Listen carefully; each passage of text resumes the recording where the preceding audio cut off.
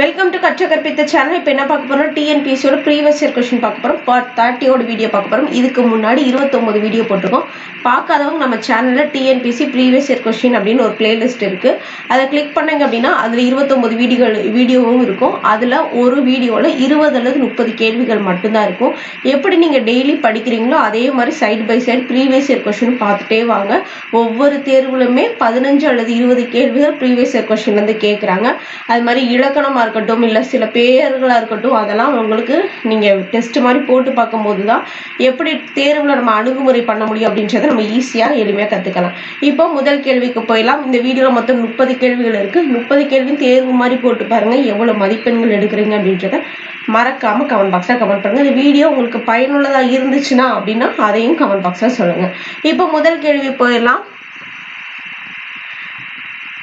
எனக்கு வறுமையும் உண்டு, மனைவி மக்களும் உண்டு, அவற்றோடு மானமும் உண்டு என்று கூறிய தமிழ் அறிஞர். எனக்கு வறுமையும் உண்டு, மனைவி மக்களும் உண்டு, அவற்றோடு மானமும் உண்டு என்று கூறிய தமிழறிஞர். Option A Devaneya Pavanar. Option A Devaneya Pavanar. யார் சொன்னது அப்படின்றத நோட் பண்ணி வச்சுக்கோங்க. எனக்கு வறுமையும் உண்டு, மனைவி மக்களும் உண்டு, அவற்றோடு மானமும் உண்டுன்னு சொன்னவர் யாரு? தேவநேய பாவாணர். அடுத்து, படைப்பாளன் தன் கருத்துக்களை உணர்ச்சிகளோடு வெளிப்படுத்தும் வடிவம். ஆப்ஷன் ஏ நாடகம், ஆப்ஷன் பி கதை, ஆப்ஷன் சி கவிதை, ஆப்ஷன் டி கட்டுரை. படைப்பாளன் தன் கருத்துக்களை உணர்ச்சிகளோடு வெளிப்படுத்தும் வடிவம். இதற்கு சரியான விடை ஆப்ஷன் சி கவிதை. ஆப்ஷன் சி கவிதை. அடுத்து மூன்றாவது கேள்வி. தேர்ந்தெடுத்து எழுதுக. மக்கள் கவிஞர் என்று அழைக்கப்படுபவர் டேஷ். பகுத்தறிவு கவிராயர் என்று அழைக்கப்படுவர். Option A Vanidasan Perunchithiranar. Option B Bharathiyar Kannadasan. Option C Na Pichamurthy M Mehta. Option D Pattukkottai Kalyana Sundaram Udumalai Narayanakavi. இதற்கு சரியான ஆப்ஷன் டி பட்டுக்கோட்டை கல்யாண சுந்தரம் உடுமலை நாராயணகவி. அப்போ மக்கள் கவிஞர் யாரு? பட்டுக்கோட்டை கல்யாண சுந்தரம். மக்கள் கவிஞர் யாரு? பட்டுக்கோட்டை கல்யாண சுந்தரம். பகுத்தறிவு கவிராயர் யாரு? உடுமலை நாராயணகவி. உடுமலை நாராயணகவி. அடுத்து நான்காவது கேள்வி. தவறான தொடரை தேர்ந்தெடுக. ஆப்ஷன் ஏ ஆசியாவிலேயே மிக பழமையான நூலகம் தஞ்சை சரஸ்வதி மகால் நூலகம் ஆகும். ஆப்ஷன் பி இந்தியாவின் முதல் பொது நூலகம் மும்பை நடுவண் நூலகம் ஆகும். ஆப்ஷன் சி உலக அளவில் தமிழ் நூல்கள் அதிகமுள்ள நூலகம் கன்னிமாரா நூலகம். ஆப்ஷன் டி கொல்கத்தாவில் தேசிய நூலகமே இந்தியாவின் பெரிய நூலகம். இந்த 4 ஆப்ஷன்ல ஒண்ணு தவறா இருக்கு. அது என்ன அப்படின்றத கேட்டிருக்காங்க. இதற்கு தவறான விடை, அதாவது இதுல இது தவறா இருக்கு. இந்தியாவின் முதல் பொது நூலகம் மும்பை நடுவண் நூலகம் அப்படின்றது தவறா இருக்கு. அப்போ இந்தியாவின் முதல் பொது நூலகம் எதுன்னு தெரிஞ்சுன்னா கமெண்ட் பாக்ஸ்ல கமெண்ட் பண்ணுங்க. அடுத்து, ஆசியாவிலேயே மிக பழமையான தஞ்சை சரஸ்வதி மகா நூலகம் ரைட்டு. இப்போ ஆசியாவிலேயே மிக பழமையான நூலகம் எது? தஞ்சை சரஸ்வதி மகால் நூலகம். அடுத்து, உலக அளவில் தமிழ் நூல்கள் அதிகமுள்ள நூலகம் எது? கன்னிமாரா நூலகம். உலக அளவிலேயே தமிழ் நூல்கள் அதிகமா இருக்கிற நூலகம் எது? கன்னிமாரா நூலகம். அடுத்து, கொல்கத்தாவில் தேசிய நூலகமே இந்தியாவின் பெரிய நூலகம். அப்போ இதுல 3 பாயிண்ட் பாக்குறேன்னா, ஆசியாவிலே மிக பழமையான நூலகம் தஞ்சை சரஸ்வதி மகால் நூலகம். உலக அளவில் தமிழ் நூல்கள் அதிகமாக உள்ள நூலகம் கன்னிமாரா நூலகம். கொல்கத்தாவில் தேசிய நூலகம் எது? இந்தியாவின் பெரிய நூலகம். கொல்கத்தாவில் உள்ள தேசிய நூலகம் தான் இந்தியாவோட பெரிய நூலகம்னு பாக்குறோம். அடுத்து, ஐந்தாவது கேள்வி. ஆதி சித்தராக கருதப்படுபவர் யார்? Option A Thirumoolar, option B Agathiyar, option C Idaikkadar, option D Gorakkar. ஆதி சித்தராக கருதப்படுபவர் யார்? இதற்கு சரியான விடை ஆப்ஷன் ஏ திருமூலர். ஆதி சித்தரா யார் கருதப்படுறா? திருமூலர். அடுத்து ஆறாவது கேள்வி. புதிய ஆத்திச்சூடி என்ற நூலை இயற்றியவர். Option A Bharathiyar, option B Bharathidasan, option C Pudhumai Pithan, option D Vanidasan. புதிய ஆத்திச்சூடி என்ற நூலை இயற்றியவர் யார்? இதற்கு சரியான ஆப்ஷன் ஏ பாரதியார். அப்ப ஆத்திச்சூடி அப்படின்றத எழுதினவங்க யாருன்னு தெரிஞ்சா கமெண்ட் பாக்ஸ்ல கமெண்ட் பண்ணுங்க. அறிவியல் ஆத்திச்சூடி யார் எழுதுனா அப்படின்றது தெரிஞ்சா கமெண்ட் பாக்ஸ்ல கமெண்ட் பண்ணுங்க. புதிய ஆத்திச்சூடி யாரு? பாரதியார். ஆத்திச்சூடி மற்றும் அறிவியல் ஆத்திச்சூடி யார் எழுதுனான்னு தெரிஞ்சா கமெண்ட் பாக்ஸ்ல கமெண்ட் பண்ணுங்க. அடுத்து ஏழாவது கேள்வி. பாண்டிய நாடு டேஷ் வளம் மிக்கது. Option A Pon, option B Muthu, option C இயற்கை, ஆப்ஷன் டி நீர். பாண்டிய நாடு டேஷ் வளம் மிக்கது. ஆப்ஷன் பி முத்து. ஆப்ஷன் பி முத்து. அடுத்து 8வது கேள்வி, நாட்டுப்புறவியலின் தந்தை என்று அழைக்கப்படுபவர். Option A Vanamamalai, option B M Ramasamy, option C சு சக்திவேல், ஆப்ஷன் டி அன்னகாமு. நாட்டுப்புறவியலின் தந்தை என்று அழைக்கப்படுபவர். ஆப்ஷன் சரியான விடை இதற்கு ஆப்ஷன் ஏ வனமாமலை. நாட்டுப்புறவியல் தந்தை யாரு? வனமாமா மாலை அப்படின்றவர் தான் நாட்டுப்புறவியலின் தந்தை. அடுத்து 9வது கேள்வி, தமிழில் தோன்றிய முதல் நாடக நூல். Option A Silappathikaram, option B Seevaka Chintamani, option C Manonmaniyam, option D Manimekalai. தமிழில் தோன்றிய முதல் நாடக நூல் எது அப்படின்னு கேட்டிருக்காங்க. என்ன முதல் நாடக நூல் எதுன்னு கேட்டிருக்காங்க. சரியான option C Manonmaniyam. Option C Manonmaniam. அப்ப தமிழ்ல தோன்றிய முதல் நாடக நூல் எது? மனோன்மணியம். அடுத்து 10வது கேள்வி, புறந்தூய்மை நீரான் அமையும், அகந்தூய்மை டேஷால் காணப்படும். இதுக்கு உள்ள ஆப்ஷன்ஸ் தவறா இருக்கு, அதனால நான் சொல்றதை நோட் பண்ணிக்கோங்க. ஆப்ஷன் ஏ நீரால் கொடுத்திருக்காங்க, ஆப்ஷன் பி காற்றால் கொடுத்திருக்காங்க, ஆப்ஷன் சி வாய்மையால், ஆப்ஷன் டி பொய்மையால். இது ஒரு திருக்குறள் நம்மளுக்கே தெரியும். அப்போ புறந்தூய்மை நீரான் அமையும், அகந்தூய்மை வாய்மையால் காணப்படும் அப்படின்றதான் கரெக்டான திருக்குறள். புறந்தூய்மை நீரான் அமையும், அகந்தூய்மை வாய்மையால் காணப்படும் அப்படின்றதான் கரெக்டான பொருள். அடுத்து 11வது கேள்வி, வழிப்பறி நிறை கவர்தல் ஆகியவற்றை திணைக்குரிய தொழில்கள். வழிப்பறி நிறை கவர்தல் ஆகியன டேஷ் திணைக்குரிய தொழில்கள் கேட்டிருக்காங்க. ஆப்ஷன் ஏ முல்லை, ஆப்ஷன் பி பாலை, ஆப்ஷன் சி நெய்தல், ஆப்ஷன் டி குறிஞ்சி. வழிப்பறியும் நிறை கவர்தலும் எந்த திணைக்குரிய தொழில்கள்னு கேட்டிருக்காங்க. இதற்கு சரியான விடை ஆப்ஷன் பி பாலை. பாலை அப்படின்றதுக்கு திணைக்குரிய தொழில் என்ன? வழிப்பறி பண்றதும் நிறை கவர்தலும். பாலை அப்படின்றது எந்த நிலத்தை சார்ந்தது அப்படின்றது தெரிஞ்சுன்னா கமெண்ட் பாக்ஸ்ல கமெண்ட் பண்ணுங்க. அப்போ பாலை அப்படின்றது வழிப்பறி நிறை கவர்தல் தொழிலா இருக்கு. அடுத்து 12வது கேள்வி, உதித்த அப்படின்றதுக்கு எதிர்ச்சொல் கேட்டிருக்காங்க. ஆப்ஷன் ஏ மறைந்த, ஆப்ஷன் பி குறைந்த, ஆப்ஷன் சி மிகுந்த, ஆப்ஷன் டி விழுந்த. உதித்த அப்படின்றதுக்கு எதிர்ச்சொல் கேட்டிருக்காங்க. உதித்த அப்படின்றதுக்கு என்ன எதிர்ச்சொல்னு கேட்டிருக்காங்க. இதற்கு சரியான ஆப்ஷன் ஏ மறைந்த. உதித்த அப்படின்றதுக்கு எதிர்ச்சொல் மறைந்த. சூரியன் உதிக்குது அப்படின்னா ஆப்போசிட்ல என்ன வேணும்? மறையும். அப்போ மறைந்த அப்படின்றதான் எதிர்ச்சொல். அடுத்து 13வது கேள்வி, சார்பெழுத்து வகைக்கு டேஸ் பொருந்தாது. எது சார்பெழுத்து வகையில பொருந்தாதுன்னு கேட்டிருக்காங்க. ஆப்ஷன் ஏ உயிர்மை, ஆப்ஷன் பி ஆயுதம், ஆப்ஷன் சி உயிரெழுத்து, ஆப்ஷன் டி ஆயுத குறுக்கம் அப்படின்னு சொல்லியிருக்காங்க. சார்பெழுத்து வகைக்கு டேஷ் பொருந்தாதுன்னு கேட்டிருக்காங்க. இதற்கு சரியான விடை உயிரெழுத்து. ஆப்ஷன் சி உயிரெழுத்து. அப்ப சார்பெழுத்து எத்தனை வகைப்படும் அப்படின்ற கேள்விக்கு ஆன்சர் தெரிஞ்சு அப்படின்னா கீழே கமெண்ட் பண்ணுங்க. தெரியாதவங்க தெரியலன்னு சொல்லுங்க, தெரிஞ்சுக்கோங்க. சார்பெழுத்து வகைக்கு டேஷ் பொருந்தாது உயிரெழுத்து. அப்ப சார்பெழுத்து எத்தனை வகைப்படும் அப்படின்னு தெரிஞ்சுன்னா கமெண்ட் பாக்ஸ்ல கமெண்ட் பண்ணுங்க. அடுத்து 14வது கேள்வி, மரபு பிழை நீக்கிய சொல்லை காண்க. 14வது கேள்வி, மரபு பிழை நீக்கிய சொல்லை காண்க. எது மரபு பிழை இல்ல அப்படின்னு கேட்டிருக்காங்க. கனிமயில் கத்தும், ஆப்ஷன் பி கிளி கீச்சிடும், ஆப்ஷன் சி கருங்குயில் கூவும், ஆப்ஷன் டி யானை பாடும். இதுல எது மரபு பிழை இல்ல அப்படின்னு கேட்டிருக்காங்க. இதற்கு சரியான விடை ஆப்ஷன் சி கருங்குயில் கூவும் அப்படின்றது மரபு பிழை இல்லைன்னு சொல்லியிருக்காங்க. அப்போ மித்ததுக்குலாம் என்னன்னு தெரிஞ்சுன்னா கமெண்ட் பாக்ஸ்ல கமெண்ட் பண்ணுங்க. கருங்குயில் கூவும், குயில் என்ன பண்ணும்? கூவதான் செய்யும். ஸோ அதுதான் மரபு பிழை இல்லை அப்படின்னு சொல்லியிருக்காங்க. அடுத்து 15வது கேள்வி, ஒளி வேறுபாடு அறிந்து பொருத்தமான இணையை தேர்க. அலை அலை அலை. இது லகர லகர வேறுபாடுகள் டாபிக் கீழே நம்ம ஸ்கூல் புக்ல நம்ம டாபிக்ல குரூப் 4 சிலபஸ்ல வரும். இந்த வீடியோ நம்ம சேனல்ல போட்டிருக்கோம், பார்க்காதவங்க செக் பண்ணி பாருங்க.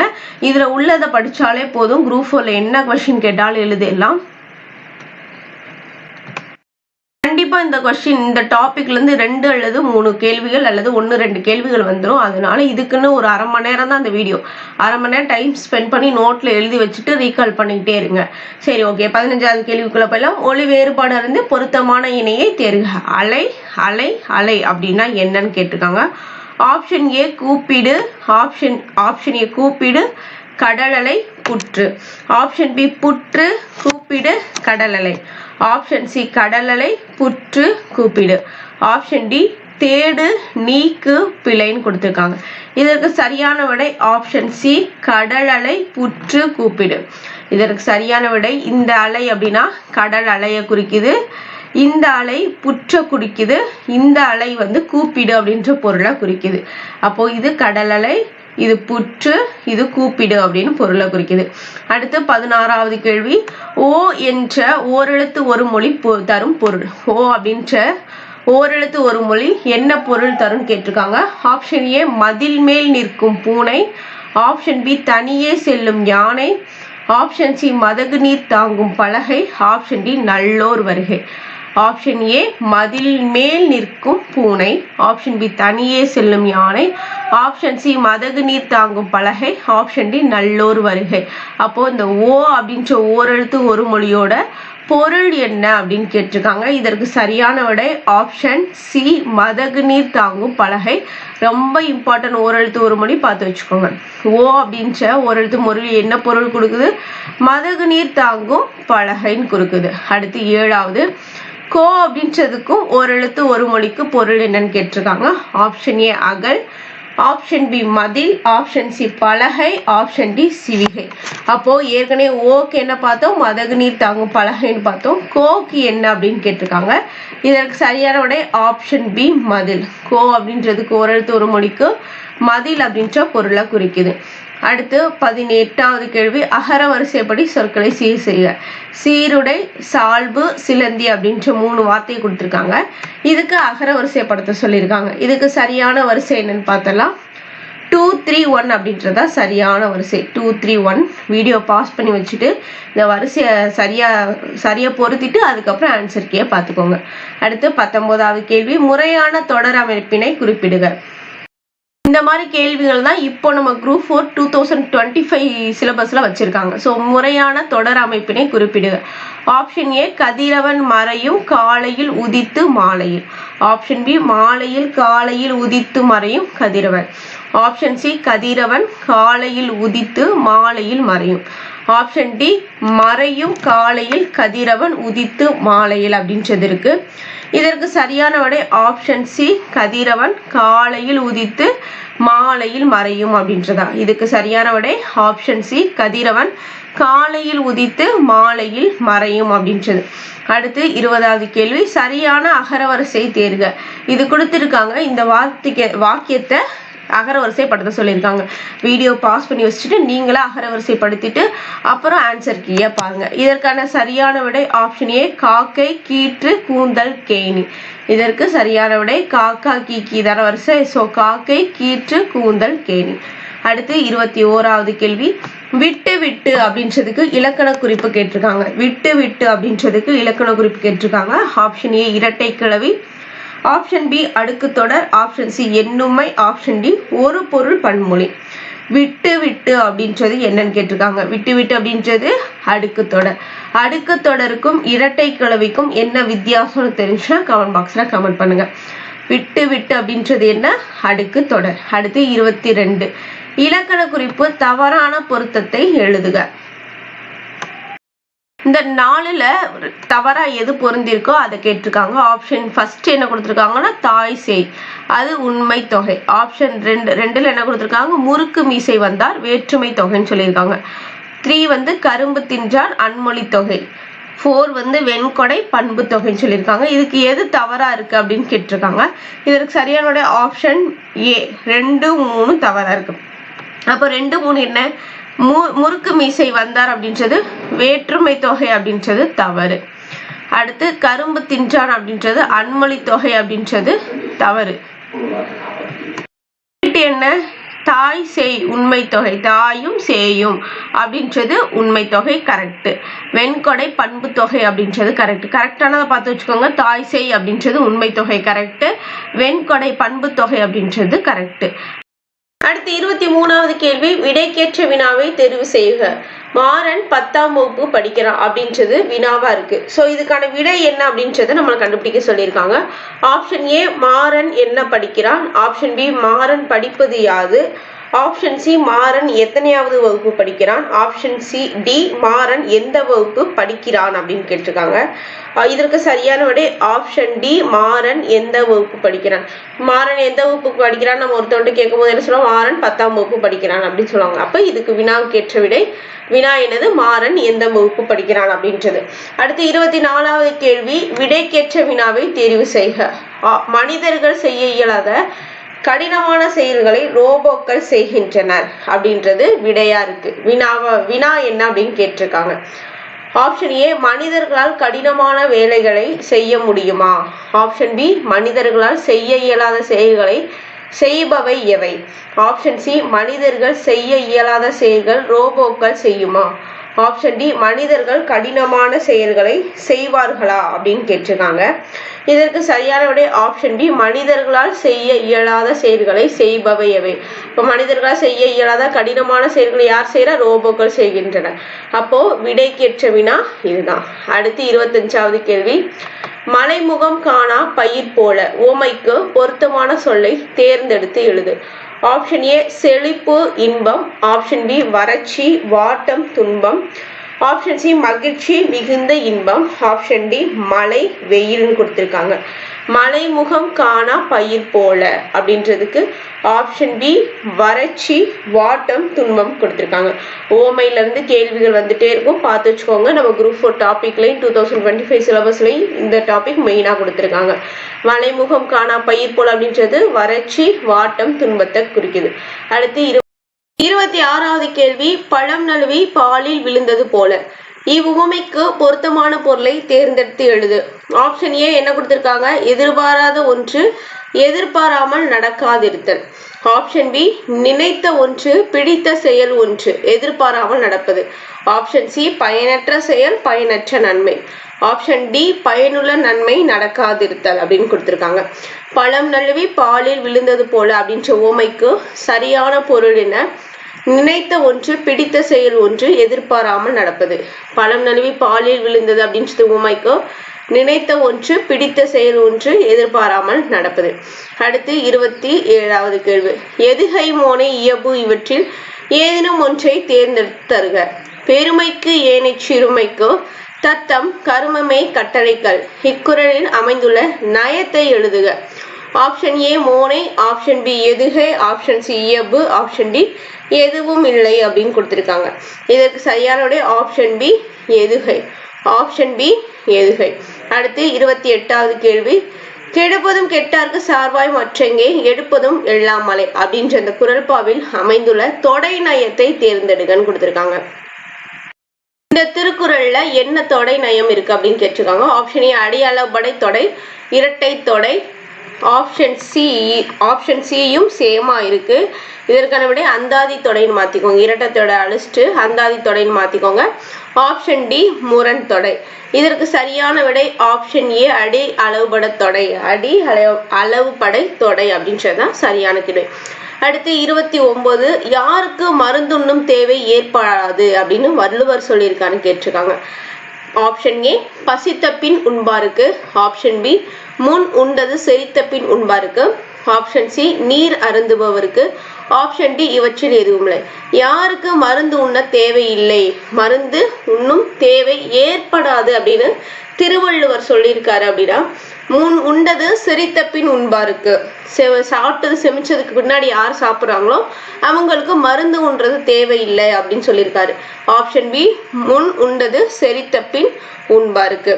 அடுத்து 30வது கேள்வி, கடைசி கேள்வி, உணவில் சேரும் சிறு நச்சுத்தன்மையை முறிக்கும் மூலிகை. ஆப்ஷன் ஏ முருங்கைக்கீரை. ஆப்ஷன் பி கருவேப்பிள்ளை. ஆப்ஷன் சி தூதுவளை. ஆப்ஷன் டி கற்றாழை. உணவில் சேரும் சிறு நச்சுத்தன்மையை முறிக்கும் மூலிகை என்னன்னு கேட்டிருக்காங்க. இதுக்கு சரியான விடை ஆப்ஷன் பி கருவேப்பிலை. இப்பெல்லாம் கேள்வி கேட்குறாங்க அப்படின்றத நோட் பண்ணி வச்சுக்கோங்க.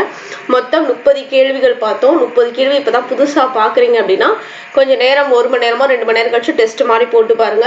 இல்லை நான் ஆல்ரெடி படிச்சுட்டே இருக்கேன், side by side old question பார்த்துட்டு இருக்கேன் அப்படின்றவங்க இதை தேர்வு மாதிரி எழுதி பார்த்துட்டு எவ்வளோ மிஸ்டேக் பண்ணுறீங்களோ அதை திருத்திக்கோங்க. நோட் பண்ணி வச்சுட்டு அதை ரீகால் பண்ணிகிட்டே இருங்க. இந்த வீடியோ பிடிச்சிருந்துச்சு அப்படின்னா லைக் பண்ணுங்கள், உங்கள் ஃப்ரெண்ட்ஸ்க்கு மறக்காமல் ஷேர் பண்ணுங்கள். உங்கள் சேனல் இப்போ தான் புதுசாக பார்க்குறீங்கன்னா சப்ஸ்கிரைப் பண்ணிக்கோங்க. நன்றி.